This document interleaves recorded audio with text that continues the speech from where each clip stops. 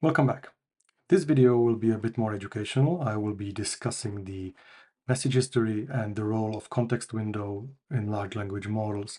I will be discussing how I optimize the context window inside Agent Zero. You will learn something about how Agent Zero operates internally, and you can use all these tips to optimize your context window inside your application. Version 0.8 is currently in testing. You can go ahead and watch my previous videos if you want to try this new version right away. I will start by briefly explaining what the context window is and what role it plays with large language models. I am now here talking to an LLM on grok.com. This is a system message I provided, and this is a user message. When I click submit, the LLM generates a response. And the context window is the hard limit of all the information that can pass through the large language model. That means all the messages, the system prompt, the user message, the agent response or the LLM response, and any further messages, including the last response that is being generated at the time, all needs to fit into the context window. If the context window is too small and the response cannot fit, it will be truncated. So, for example, if it's a coding agent, it will not be able to finish the code if there's not enough space in the context window. Context window also affects memory usage of large language models. So if you use Ollama and if you change the default 2000 token window into something like 8000, you will notice an increased memory consumption of the model. It might not always be the case that the response is truncated if you run out of space in context window. Sometimes the input can be truncated. Different models can react differently to lack of space, or some APIs can pre-process the context window for you. They might do some optimizations on it. But in general, it always means problems when you don't have enough space in the context window. Today's standard is 128K for context window size. You can see these sizes with GPT models, with Llama 3.1 and onwards, with Mistral models. Anthropic models, they are slightly better at 200K. And then you have these enormous 2 million Google Gemini models and 1 million for Flash. But anything above 100K can be called standard these days. The problem is that if you run your models locally, you will most probably not be able to get anywhere near this, because this would require enormous amounts of video memory. Or if you want to run your inference on Grok Cloud for free, that is a very good choice, but unfortunately, for example, Llama 3.37 to be versatile has a hard limit of 6,000 tokens per single message. And these are input tokens, so it's very limiting for agentic use, as most of the tokens with AI agents are input tokens. For reference, these three messages are about 300 tokens in total. Here, you can see the visualization on what is a token.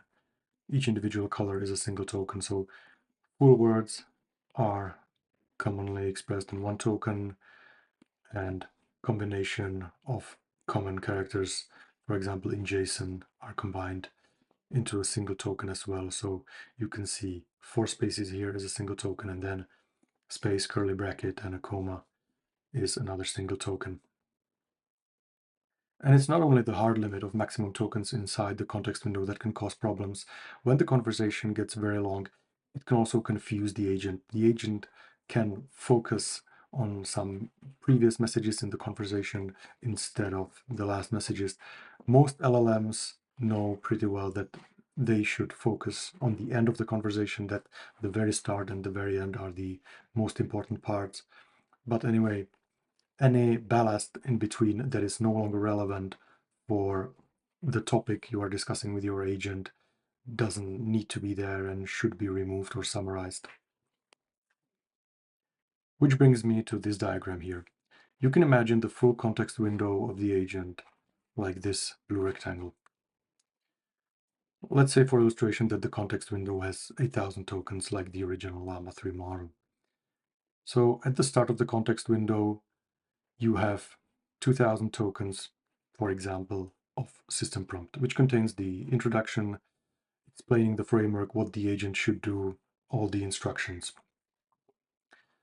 Then you have the message history, which is very small at start. It's actually 0 at start, but it will grow very quickly into large numbers.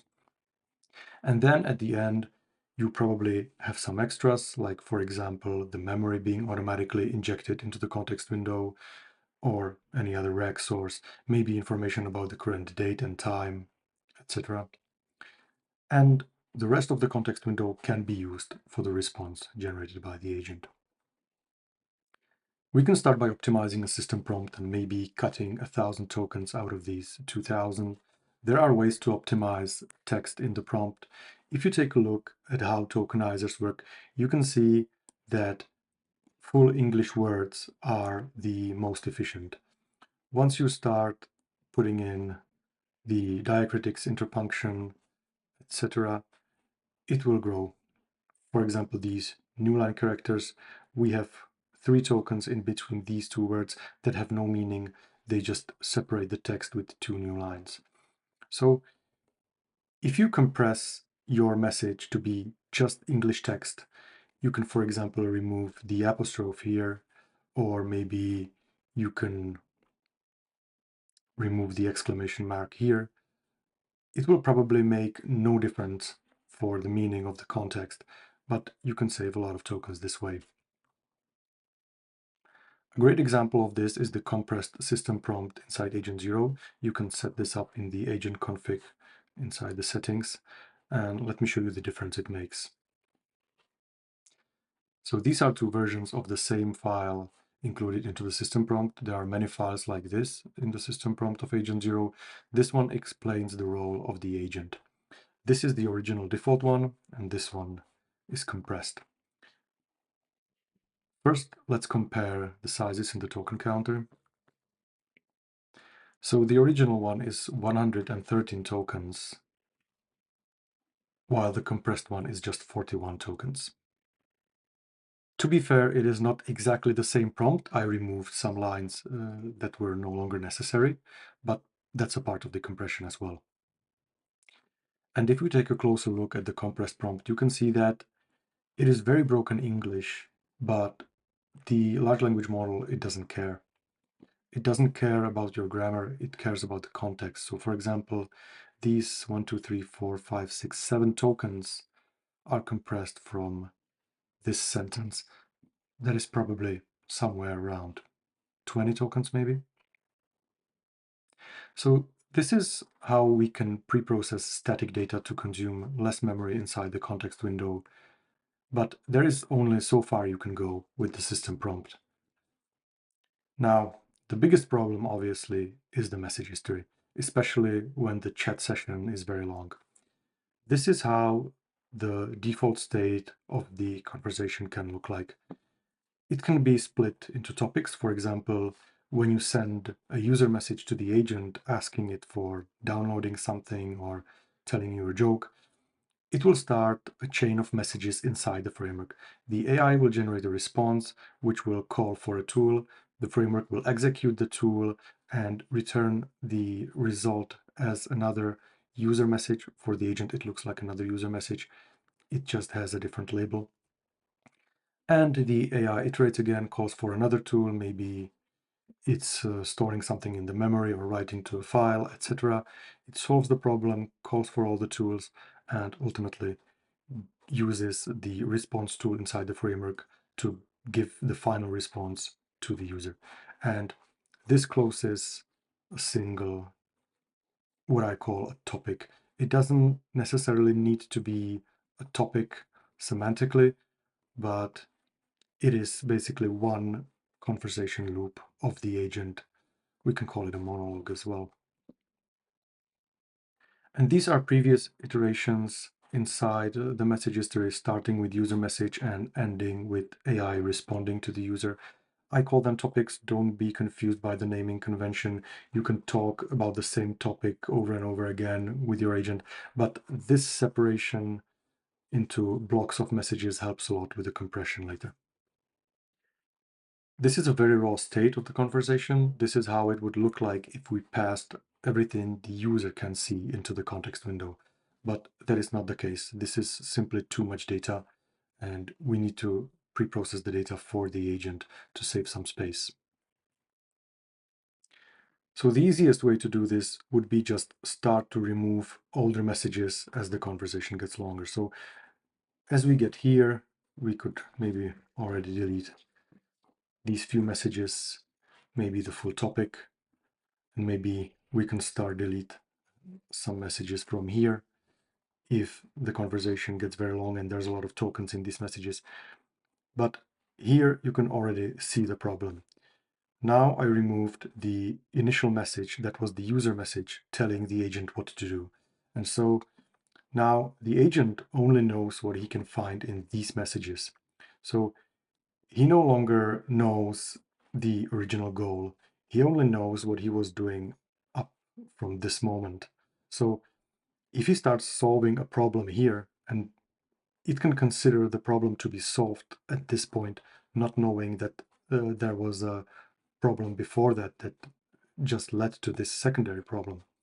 So your agent can very easily steer off the path to the goal and somewhere in the middle of the process tell you that the work is done because it has just prepared the files for something or maybe installed some software required for the goal, but it has no more information about the goal itself.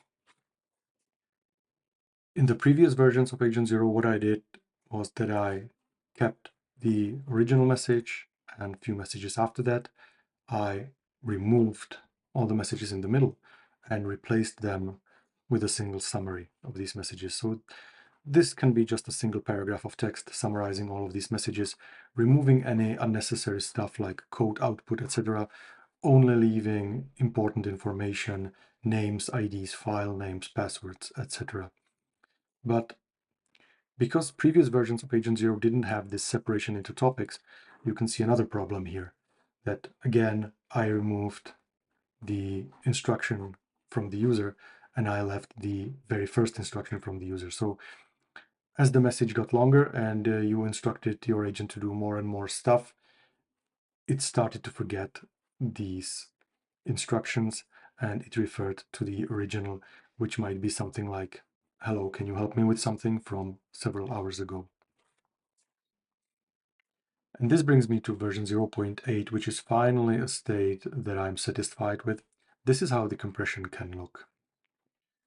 For example, the current topic, we can leave the original user message so that for the full length of the monologue of the agent, he can refer to the original message by the user giving instructions. All the messages starting from message number 2 can be compressed, and the last chain of messages is kept in the conversation. This is all dynamic. The length of the end of the chain and the number of messages to be summarized will vary depending on the context window size and the portion you assign to message history. For example, the previous topic can be compressed even more. We can, for example, leave just the user message and the last response and summarize everything in between into a single paragraph. And this is how it ultimately looks. The current topic summarized at the beginning, leaving the user message.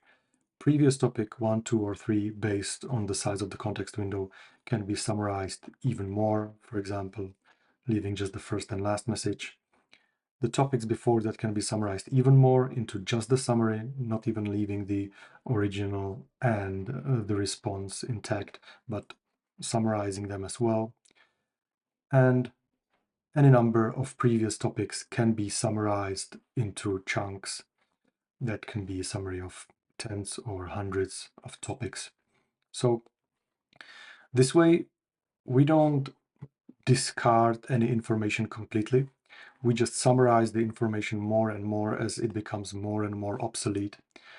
But still, the agent can keep track of all the events that have happened. He will no longer have access, for example, to the details of the code that have been executed or to the outputs to contents of files. But if there are any important details, they will be mentioned in the summaries. They will not be discarded until the very last moment that not even the most summarized summary can fit into the context window. Then it will start slowly discarding information completely. But because key information such as file names is still stored in these summaries, the agent can look them up in the long-term memory. So if necessary, the agent knows that these things are in history and they can be searched. One quick mention here as I am editing this video, this was inspired by how human memory works. You basically summarize your memories more and more over time. The short-term memory disappears, and if you need something, you have to search for it manually in your long-term memory. So this should be as close to a human brain as I can program it. You can always check the conversation history the agent is able to see here with the history button. This is how the message history looks to the agent. And here with the context button, you can see the full context passed to the agent, including the system prompt, all the tool descriptions, and all the messages in the history.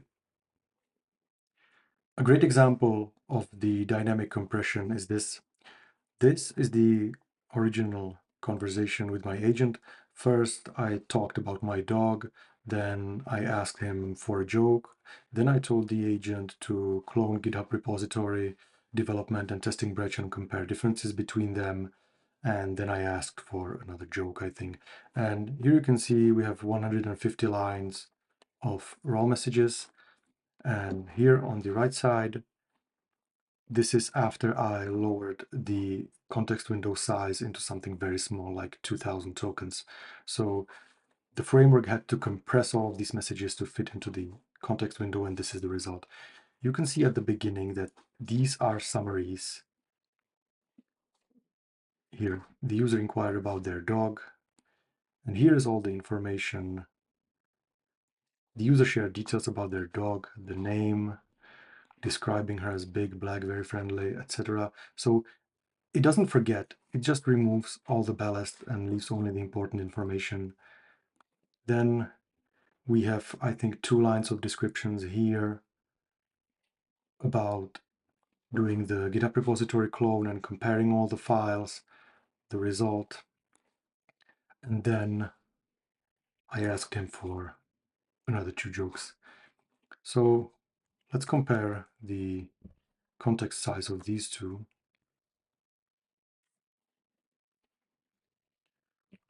So the raw conversation is 4,100 tokens, while the compressed one is just 600 tokens. And this is all dynamic.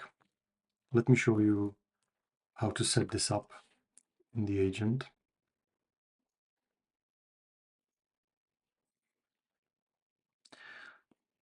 So these settings are individual for chat model and utility model. You can select 2 different models from 2 different providers. They have their own limitations, so you can set this up as you wish.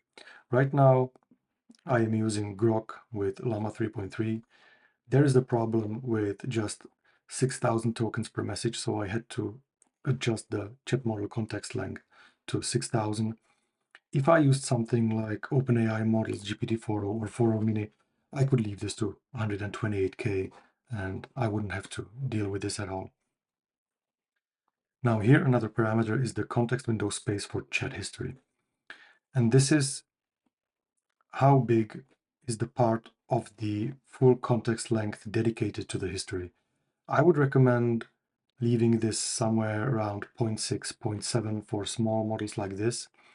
This way, it will consume probably 3,000-4,000 tokens out of the context window and leave the rest for the system prompt, extras, and the response. If you have context window like 130K, you can probably lower this to something like 1/3, and it will still be sufficient. I don't think you want to have the space dedicated to history too long when using something like 2 million of the Gemini models, because then it would not compress any messages. You will not have problem hitting the hard limit, but you might run into problems with confusion because it will simply be too much data for the LLM to parse through and keep track of the relevant context. I do the compression in multiple levels, always one step at a time. I compress one thing, check the result, whether we fit into the boundaries or not, and then proceed to another.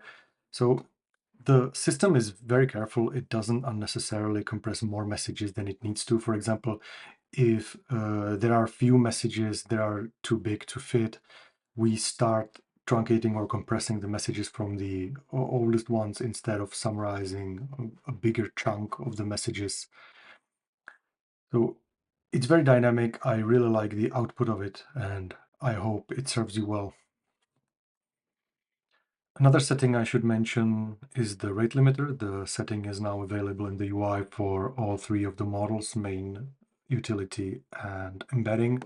You can set the number of requests per minute, input tokens per minute, and output tokens per minute. So in this example, I use Grok with Llama 3.3, and I set the number of requests per minute to 30 and output tokens per minute to 6,000. You can find all the limits on the model providers page. In this example, it's console.grok.com settings limits. And here you can find the limit for all of their models. You can see all the code in the GitHub repository. Right now it is still in the testing branch. And for example, the whole history compression system is inside history.py file under Python and helpers. Okay, so that's it for today. I hope I made sense, and I hope I told you something new, and see you next time.